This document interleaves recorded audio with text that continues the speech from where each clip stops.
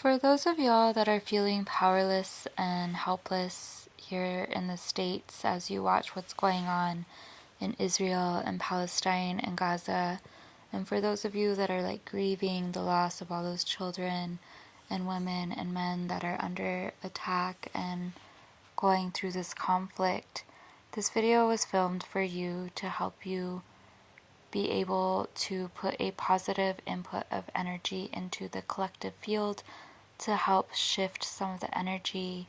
in favor of those struggling, to where it creates like a ripple effect of love that can hopefully make way for a miracle ceasefire. So in this video, my husband and I went to the park down the street from our house, and we set the intention that our time spent outside doing yin yoga and breath work and somatic exercises was time spent being a living prayer for all those people in need of grounding, in need of regulation, in need of being able to release to the earth, and as a prayer to spread love through our actions and through the actions of others that are doing similar, where they are creating beautiful works of art to process their grief, they're dancing their grief out, they're doing their own forms of activism for the people that are under siege overseas. And so we dedicated this time as time spent in prayer, helping to shift the energetics in the favor of humanity, in the favor of the women and the children and the men that are struggling in Israel and Palestine and Gaza. And it's really important during this time to practice self-care and self-regulation, because we are part of the collective and we do feel what is going on some type of level in our bodies, especially if we're plugged into the news, which is like a trauma loop. It's really important to remove ourselves from that trauma loop and have really hardcore self-care as we hold space for those overseas that need people to hold space for them. And so this week I have been spending a lot of time grounding and in the sun as much as possible, and my husband has been working a lot, but in his free time that's where he's been also. And as we breathe and as we ground, we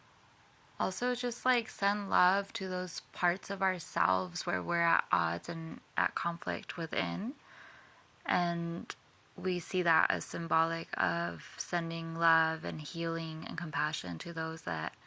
are at odds with each other in this very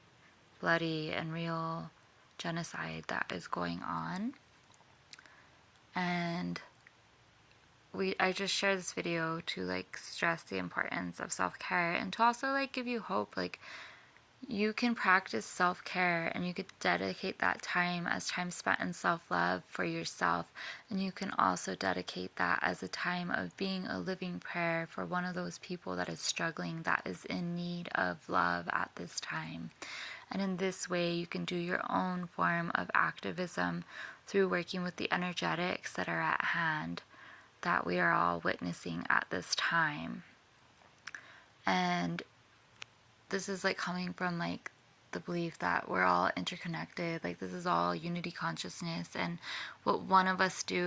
does the other feels. It creates like a ripple effect. And so while we're all feeling what's going on overseas on some level, we can also put in inputs into the collective field where hopefully if enough of us do it, they can feel the collective energy of those that are practicing self-love, those that are doing the shadow work, facing their own internal conflicts, those that are doing the regulation that is needed on a collective level right now.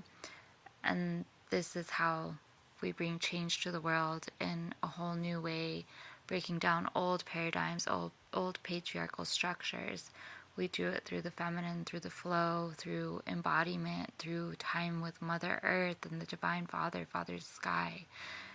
And then we just wait and allow things to trickle through into the physical world, into matter.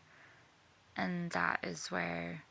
true change happens is as we watch things shift from the inside to the outside. If we can shift our reality.